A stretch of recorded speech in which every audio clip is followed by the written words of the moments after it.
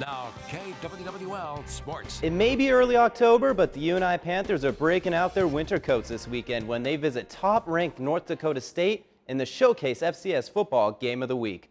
There's a winter storm warning for the greater Fargo area on Saturday. Luckily, the snow and wet conditions won't affect the game itself since it's played inside the Fargo Dome. The Panthers are preparing to face a force known as the North Dakota State Bison. The Bison have won the last 6 FCS national championships, and they have done it with smash-mouth football both on offense and defense. UNI head football coach Mark Farley says it will be a challenge for the Panther defense. You know, we have defended the run well, but I think this is a whole different style of rushing attack that we're up against this Saturday than what we've been up against. We've been up against one-back running games. This is a two-back running game, and this changes the structure of a lot of things that you have to account for to be able to stand in there and do it, you know, for not just quarters, but for the whole game. I mean, they stay true to their system, and we know they're gonna take plenty of shots on the ground, and that's where, you know, they're just patient. They keep hitting you, and then they try to pop one on you. So we just have to be sound, and we're gonna have to put a good plan together and play a good game. The Panthers and the Bison kick it off at 1 o'clock Saturday afternoon. Now, weather won't be a concern when the 17th-ranked Iowa Hawkeyes take on the 10th-ranked Penn State Nittany Lions. Instead, the Hawkeyes will be battling history. 2 years and 2 heartbreaking losses. Last season, with a chance to go ahead late, an interception in the red zone sealed the Hawkeyes' fate. And then 1 year earlier, under the lights of Kinnick, Trace McSorley and Jawan Johnson hooked up on the last play of the game to stun Iowa in a 21-19 win. But the Hawks made it clear this week they have moved on. Looking back at those games, it can definitely be, you know, frustrating to see, you know, that we came so close and you just, you know, you fall short. Last year is last year. You know, the year before that is the year before that. None of that matters. Hawkeyes will host the Nittany Lions this Saturday at 6:30. We'll be right back. Montana car owners will see a new 3% administrative fee tagged onto their vehicle registration next year. It's part of a legislative effort to raise $25 million over the next 2 years. Governor Bullock is one of 12 politicians who urged Congress on Tuesday to reauthorize funding for the popular children's health insurance program. Funding for the $14 billion program ran out on October 1st. With Montana PBS News Brief, I'm DJ Stewart.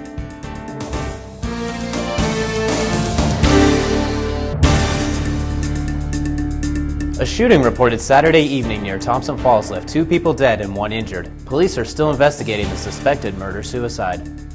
An attorney for the reporter assaulted by Greg Gianforte said Monday that the lawmaker spokesman lied about who is responsible for the attack. A police report says Gianforte falsely claimed the reporter started the altercation. With your Montana PBS News Brief, I'm DJ Stewart. How you can be a part of it. DJ? Thanks, Mary. The University of Montana's Ice Holes is the only collegiate-sponsored ice fishing club in the United States.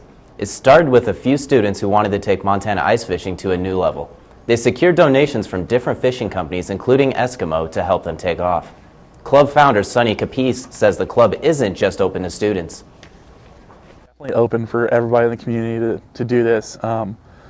Even like if you're not an official club member, you know, we'll be on the lakes and come out, you know, everybody's included. So the club will hit the lake for the first time this January. Back to you guys. A man shot and killed a grizzly bear that broke into his garage where a dead elk was hanging. Fish, Wildlife and Parks spokeswoman Andrea Jones tells the Bozeman Chronicle the shooting was in self-defense. The U.S. House Committee of Natural Resources is investigating the circumstances surrounding the $300 million contract that was awarded to a small whitefish power company to restore electricity to Puerto Rico.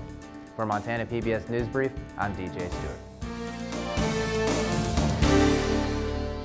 I spent the first 7 weeks of the season in the production booth, producing the show, but tonight you get a chance to go out here and show your sports knowledge. First of all, thanks for having me on the show, Rick. This is awesome, and it's kind of cool to see the show from this perspective. It's a little more fun, a little less stressful as well. Yeah. Now, in 8-man District 5 football, Gladbrook Rhinebeck hosts AGWSR in a battle for the district championship. Both teams are undefeated in district play with the playoffs on the line.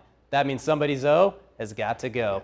Both teams are coming off blowout wins last week entering this contest, but tonight belong to the Rebels. We'll take you out to Gladbrook. It was in full force. I'm trying to thaw my hands out still. Midway through the first quarter, no scores, but the Rebels would strike first. Eli Tatey taking the ball around the edge, picking up a heck of a block, and would stroll into the end zone for the first score of the game. Jumping into the second quarter, same score, and just watch this run. Keegan Giesling would truck through 2 defenders, extending the lead to 14-0. Now we're going to skip ahead to the third quarter now, and Keegan Giesking is at it again. This time flying up the far sideline. He even outran my camera here for a second before making a guy miss and exploding into the end zone. That would make the score 22-0. Rebels were rolling right now. Then we'll jump a little bit later into the game. Giesking would explode through the gap, scamper downfield, and he barely gets caught here, right here, as you can check. The defensive back just gets him out of bounds at about the 20-yard line. Giesking would reign supreme tonight as he finishes off that drive with a touchdown a couple plays later, untouched, and the Rebels would keep the shutout, winning by a stunning score of 40-0. And this was a bit of a shocker. Both teams were undefeated in district play, but it was the Rebels from the opening kickoff. I almost think that touchdown run where he ran through 2 defenders might have set the tone a little bit. Now they're district champs, and they're really starting to peak heading into the playoff run. And it's usually the team that kind of gets hot at the end that can pull off upsets in the playoffs. Giesking had a great night tonight. And, Gladbrook Rhinebeck has won a state championship in Class A up a level, now coming down to 8-player football trying to do it. Exactly. They could be a team like Don Bosco's kind of the team we all talk about because they play field basketball, scoring 80 points a game some nights. The way they ran the ball tonight, we didn't see a completed pass until the second quarter because they were able to run all over them. This could be a fun game if they match up in the playoffs and they're able to control the tempo. So look out for Gladbrook Rhinebeck coming up. All right, you heard it from this guy here. Thanks a lot, DJ. Absolutely, thanks for having me. The chairwoman of Montana's House of Appropriations Committee is sponsoring a bill to transfer nearly $21 million from various state agencies into the general fund to help balance the budget. The Bozeman Chronicle reports that a Montana State University fraternity was suspended Monday after a second report of a student being hospitalized for alcohol poisoning at their house. They will remain on suspension until the investigation is complete. For Montana PBS News Brief, I'm DJ Stewart.